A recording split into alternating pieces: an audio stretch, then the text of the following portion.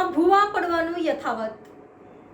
વડોદરા શહેરમાં ભૂવા પડવાનું યથાવત છે ત્યારે સમા રોડ પર આવેલ લક્ષ્મી કુંજ સોસાયટી પાસે એક પ્રાઇવેટ બસ ફસાઈ ગઈ હતી ત્યારે તેને કાઢવા માટે પ્રાઇવેટ ક્રેન દ્વારા કાઢવામાં આવી હતી, પરંતુ ક્રેન દ્વારા બસને કાઢવામાં આવી હતી, પરંતુ ટૂંક સમય બાદ ક્રેન પણ ફસાઈ ગઈ હતી। એટલે કહેવાય છે કે કોર્પોરેશનની પોલ ખુલી રહી છે। બીજી તરફ કોર્પોરેશન રોડ રસ્તાને લઈને કરોડો રૂપિયાની ફાળવણી કરી રહી છે ત્યારે રોડ રસ્તાની હાલત આવી જોવા મળી રહી છે। Reporter Rahul Rajput, van news, Vadodara.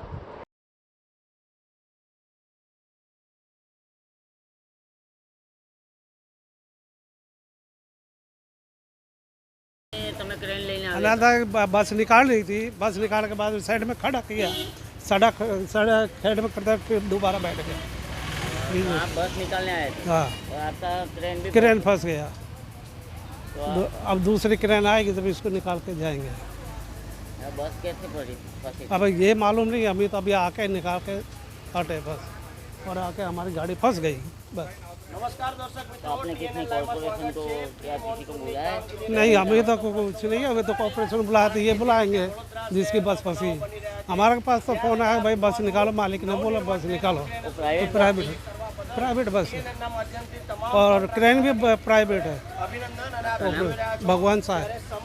જે રીતના રોડની કામગીરી ચાલી રહી હતી, એક તરફનો રોડ બેસી ગયો છે જેમાં બસ ફસાઈ ગઈ હતી અને બસને કાઢવા માટે પ્રાઇવેટ ક્રેન આવી હતી, પરંતુ બસને કાઢ્યા બાદ ક્રેન પણ ફસાઈ ગઈ। શું કહેશો?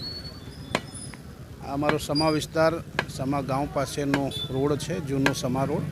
ત્યાં થોડા સમય પહેલાં એક ડ્રેનેજ લાઈન નાખવામાં આવેલી, તો એ વરસાદ છેલ્લા 2-3 દિવસથી સતત પડવાના લીધે એ લાઈન થોડી બેસી ગયેલી। અહીંથી એક પ્રાઇવેટ બસ જતી હતી, એ બસ એ જગ્યા ઉપર જ ફસાઈ ગયેલી। એને ક્રેન દ્વારા કાઢી દેવામાં આવી છે અને જે કંઈ નાના મોટા ભૂવા પડ્યા છે એ અધિકારીઓ તો ધ્યાન દોરતાની સાથે તાત્કાલિક એ કામગીરી થઈ રહી છે। Subscribe now and press the bell icon.